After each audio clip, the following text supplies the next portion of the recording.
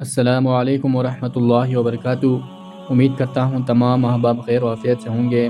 آج کا موضوع ہے انسان میں داخل ہونے کے لیے شیطان کے راستے۔ انسان میں داخل ہونے کے لیے شیطان کے راستے۔ السلام علیکم ورحمۃ اللہ وبرکاتہ۔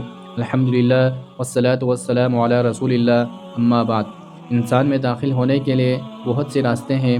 مثلاً یہ ہے کہ وہ جنسی شہرت کے ذریعے داخل ہوتا ہے، بدکاری کے ذریعے انسان کو گمراہ کر دیتا ہے، اور اس کے لیے اجنبی عورتوں کے ساتھ خلوت، انہیں دیکھنا، ان سے میل جول رکھنا اور ان کے گانے کو سننا بہت ہی مزین کر دیتا ہے، اور اسی طرح کی چیزوں کے ذریعے انسان کو ہمیشہ فتنے میں ڈالے رکھتا ہے، حتیٰ کہ انسان زنا میں بھی مبتلا ہو جاتا ہے۔